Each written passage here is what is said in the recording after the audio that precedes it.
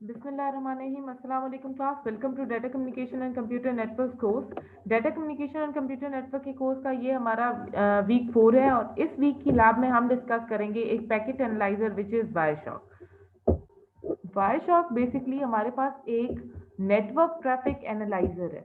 ठीक है, जब हम कहते हैं कि ये एक नेटवर्क ट्रैफिक एनालाइजर है तो इससे हमारा मतलब क्या होता है कि ये बेसिकली नेटवर्क में जितने भी पैकेट ट्रेवल कर रहे होंगे उनको एनालाइज करने के लिए आपके काम आ सकता है। ठीक है, so it is an essential tool for any security professional और सिस्टम एडमिनिस्ट्रेटर कि उसके नेटवर्क के अंदर बेसिकली किस टाइप का डेटा ट्रेवल कर रहा है।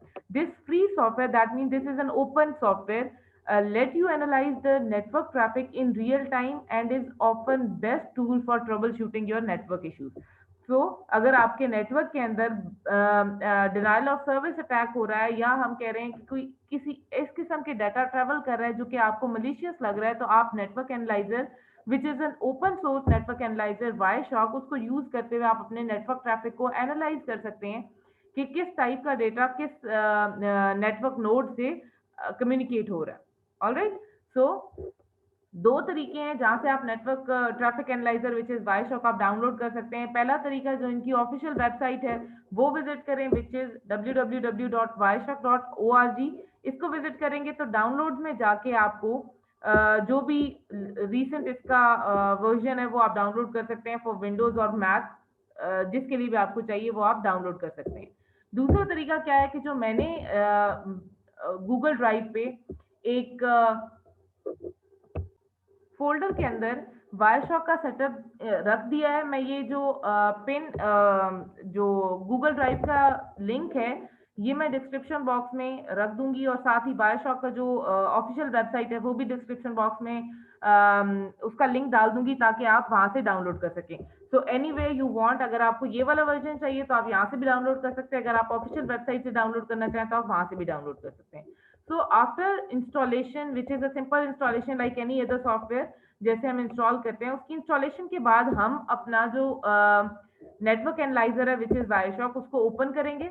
जैसे ही हम अपने ट्रैफिक एनालाइजर को ओपन करेंगे तो हमारे पास इस तरह से लोडिंग स्टार्ट होगी। आफ्टर लोडिंग हमारे पास मल्टीपल जो नेटवर्क लिंक्स हैं वो आ जाएंगे, चाहे वो हमारे पास वायर्ड लिंक है चाहे वायरलेस लिंक है, जो भी इस नेटवर्क पे जितने वो मोड्स हैं जहां से आप नेटवर्क के थ्रू कनेक्ट हो सकते हैं, जहां से ट्रैफिक इन और आउट हो सकती है, वो पॉइंट सारे लिस्ट डाउन हो गए हैं। ठीक है, तो अगर आप देखें तो इथरनेट 2 पोर्ट मौजूद है, लैन एरिया कनेक्शन मौजूद है, वाईफाई कनेक्शन मौजूद है, ब्लूटूथ नेटवर्क मौजूद है, लोकल एरिया कनेक्शन 13 का पोर्ट मौजूद है और यूएसबी कैप 1 पोर्ट मौजूद है। तो अब हर उस पोर्ट पे जिस पे ट्रैफिक सेंड हो रहा है वहां पे इस टाइप की आपके पास लाइन डिस्प्ले होगी। तो हमारे पास इस वक्त सिर्फ एक ऐसा एक ऐसी नेटवर्क पोर्ट है जहां पे हमारी ट्रैफिक ट्रेवल कर रही है, दैट इज वाईफाई 2। तो हम इस जो हमारा इंटरफेस है उस इंटरफेस को हम कैप्चर करेंगे। तो इसको कैप्चर करने का मतलब क्या है कि हमने इस टाइप की उस पर डबल क्लिक किया तो हमारे पास इस टाइप की ट्रैफिक ट्रेवल होना शुरू हो जाएगी। अब ये वो ट्रैफिक है जो बैक एंड पे ट्रेवल हो रही है, जिसमें टीसीपी ट्रैफिक भी है, यूडीपी ट्रैफिक भी है और भी बहुत से प्रोटोकॉल्स रन हो रहे हैं। साथ में हमने कुछ एचटीटीपी ट्रैफिक भी हम चूंकि सेंड कर रहे हैं तो हम वो ट्रैफिक भी यहाँ पे हमें डिस्प्ले हो जाएगी। ठीक है, तो हम इसको जरा स्टॉप करते हैं और स्क्रॉल करते हैं कि हमारे पास किस टाइप की इंफॉर्मेशन है। Okay, so if you see, तो हमारे पास टीसीपी जो टाइप का डेटा है वो भी ट्रेवल कर रहा है। ठीक है, ये जो पहला हमारे पास है ये बेसिकली टाइम है। ठीक है, जिस टाइम पे रिक्वेस्ट है ये सोर्स का आईपी एड्रेस है, ये डेस्टिनेशन का आईपी एड्रेस है, ये वो प्रोटोकॉल है जो कि यूज हो रहा है to travel these to transfer these packet, ये लेंथ है उस पैकेट की और ये इंफॉर्मेशन है जो कि हमें ये पैकेट प्रोवाइड कर रहा है। जैसे हमने, अगर आपको याद हो तो हमने कहा था आर का पैकेट बेसिकली क्या करता है, हम इनिशियली हमारा जो स्विच होता है वो उसे ब्रॉडकास्ट करता है to get and to get a MAC address against the IP address. तो अगर आप देखें ये आर का मैसेज, तो आर के मैसेज में क्या लिखा हुआ है, who has 192.168.110.10.1 आईपी एड्रेस। ठीक है, तो ये बेसिकली ब्रॉडकास्ट कर रहा है। ठीक है, ब्रॉडकास्ट कर रहा है, डेस्टिनेशन में क्या है कि broadcast send to all, broadcast कर रहा है आर के पैकेट को कि किसका आईपी एड्रेस ये है। ठीक है, तो जिसने भी आईपी एड्रेस का रिप्लाई किया टेल 192.168.10.7, तो ये बताएगा अगर तो इसका जो आईपी है वो यही हुआ तो वो रिप्लाई करेगा, अदरवाइज वो रिप्लाई नहीं करेगा। ठीक है, तो अब हम क्या करते हैं, हम सर्च करते हैं HTTP ट्रैफिक। तो हमने देखा, जैसे हमने जब लेक्चर में डिस्कस किया था तो हमने कहा था कि हमारा HTTP प्रोटोकॉल मल्टीपल टाइप का के मैसेजेस सेंड करता है। तो सबसे पहले हम यहाँ पे देख रहे हैं कि हमारे पास HTTP का ओके मैसेज है, एक गेट है और उसका ओके का रिस्पॉन्स है। तो हमने स्टॉप कर दिया था कनेक्शन, हम इसको रीस्टार्ट करते हैं ताकि हमारी ओके हम स्टार्ट करते हैं, कंटिन्यू विदाउट सेविंग करते हैं और दोबारा से हम विदाउट एनी फिल्टर ट्रैफिक को एनालाइज करना स्टार्ट करते हैं। Okay, so now let's do one more thing कि हम यहाँ पे सर्च करते हैं कि हमारा जो HTTP प्रोटोकॉल है उसको हमने रीस्टार्ट किया और अब हमने देखा कि किस टाइप के पैकेट ट्रांसफर हो रहे हैं। तो अगर हम देखें तो यहाँ हमारे पास गेट गेट के 2 मैसेजेस हैं और फिर हमारे पास रिस्पॉन्स और 2 रिस्पॉन्स जनरेट हुए हैं। अब हमें कैसे पता चलेगा कि ये गेट के मैसेज का रिस्पॉन्स कौन सा है? तो अगर आप देखें तो ये जो हमारे पास सिंगल एरो हेड है जो कि इस साइड पे पॉइंट कर रहा है, इसको हम कहेंगे कि ये हमारा रिक्वेस्ट का मैसेज है। अगर हम देखें तो ये गेट का मैसेज है। गेट आगे यूआरएल लिखा हुआ है और आगे हम इसको ओपन करके देखते हैं कि ये क्या हमें बताता है गेट का मैसेज। उसके बाद एक लाइन छोड़ के नीचे इसी इसी रिलेटेड एक और एरोहेड बना हुआ है which is opposite to that above arrowhead. तो इसको हम कहते हैं ये रिक्वेस्ट है और ये इस रिक्वेस्ट का रिस्पॉन्स है। ठीक है, तो आपने एक यूआरएल रिक्वेस्ट किया और उस यूआरएल का जो आपको मैसेज मिला वो क्या मिला कि that file is permanently move. ठीक है, हमने देखा था कि हमारे पास जो 301 है वो परमानेंटली मूव का मैसेज होता है, 200 ओके का मैसेज होता है। तो हम क्या करते हैं, हम सबसे पहले इसको ओपन करके देखते हैं कि हमारा ये वाला जो मैसेज है वो क्या हमें बताता है। तो गेट का मैसेज कहता है कि इस यूआरएल पे जब HTTP 1.1 के थ्रू रिक्वेस्ट की गई और यूजिंग कनेक्शन कीप अलाइव हमारे पास परसिस्टेंट कनेक्शन होता है यूजिंग माइक्रोसॉफ्ट एजेंट और ये होस्ट था, उससे रिप्लाई आया। तो अब हमारे पास उसका रिप्लाई बेसिकली क्या है, इसके अगेंस्ट अगर आप देखें तो ये इसका रिप्लाई है। ठीक है, तो हम ओपन करके देखते हैं। दिस सेज के जो आपकी फाइल जो आपने रिक्वेस्ट की थी वो परमानेंटली मूव कर गई है। तो हमने कहा था कि जब परमानेंटली मूव कर जाती है तो हमें क्या बताता है, नेक्स्ट उस फाइल की जो अब लोकेशन है, करंट लोकेशन है वो। तो अब हमें ये वाली करंट लोकेशन बता रहा है कि जो फाइल मूव हुई है वो इस करंट लोकेशन पे मौजूद है। ठीक है, तो अगर आपको वो फाइल चाहिए तो आप उस फाइल इस लोकेशन पे रिक्वेस्ट कर सकते हैं। इसी तरह से हमारे पास 200 का मैसेज है, 301 परमानेंटली मूव का मैसेज है। इसी तरीके से अगर मैं देखूं कि पोस्ट का मैसेज कब आएगा, तो पोस्ट का मैसेज मैं यहाँ पे सर्च करती हूँ, मैं सर्च करती हूँ यहाँ पे google.com और अब मैं यहाँ पे लेट्स सपोज मैं सर्च करती हूँ कंप्यूटर। ठीक है, तो अब मैं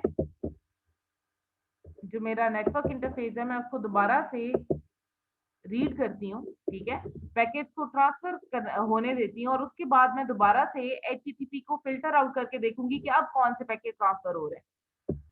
तो हम देखते हैं कि हमारे पास यहाँ पे जब हम HTTP रिक्वेस्ट या रिस्पॉन्स को ओपन करते हैं तो यहाँ पे हमारे पास पोस्ट का जो मैसेज है वो जा रहा है। जो मेथड यहाँ पे यूज हो रहा है वो है पोस्ट का। ठीक है, इसी तरह से अगर मैं देखूं यहाँ पे मेरे पास हेड का भी एक मैसेज मौजूद होगा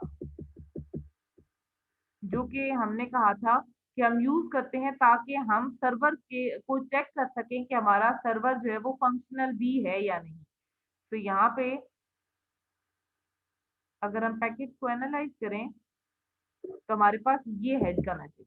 ठीक है, ये head file this is server name. ठीक है, जिसको पिंग करके देखा जा रहा है कि वो आपके पास फंक्शनल भी है कि नहीं। ठीक है, तो ये हमारे पास बेसिकली जो HTTP मैसेज है उसके कुछ मेथड्स हैं जो कि हमने अपने लेक्चर के अंदर डिस्कस किए थे। अब जब हम डिस्कस करते हैं अपने आईपी स्टैक को तो उसके अंदर हमारे पास बहुत सारी जो लेयर्स हैं वो हमने डिस्कस की थी। जब हमने आईपी स्टैक की बात की थी तो हमने कहा था हमारे पास 5 लेयर्स हैं टोटल। एक है हमारे पास फिजिकल लेयर, दूसरी हमारे पास डेटा लिंक लेयर, तीसरी हमारे पास नेटवर्क लेयर, चौथी है हमारे पास ट्रांसपोर्ट लेयर, पांचवी हमारे पास एप्लीकेशन लेयर। अब जब हमने बात की थी इनकैप्सुलेशन और डीकैप्सुलेशन की, तो हमने कहा था कि जब हमारा पैकेट एप्लीकेशन लेयर पे होता है तो हम उसे मैसेज कहते हैं। जब वही मैसेज हमारा ट्रांसपोर्ट लेयर पे आता है तो हम कहते हैं ये हमारा एक सेगमेंट है।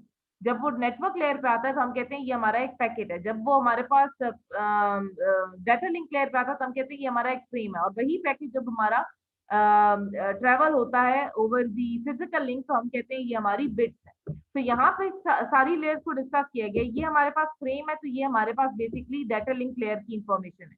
ईथरनेट ये बेसिकली हमारे पास जो फिजिकल लेयर है उसकी इंफॉर्मेशन है। इंटरनेट प्रोटोकॉल बेसिकली हमारे पास नेटवर्क लेयर की इंफॉर्मेशन बता रहा होता है। ट्रांसमिशन कंट्रोल हमारे पास टीसी जो ट्रांसमिशन ट्रांसपोर्ट लेयर है उसकी इंफॉर्मेशन को डिस्प्ले करता है।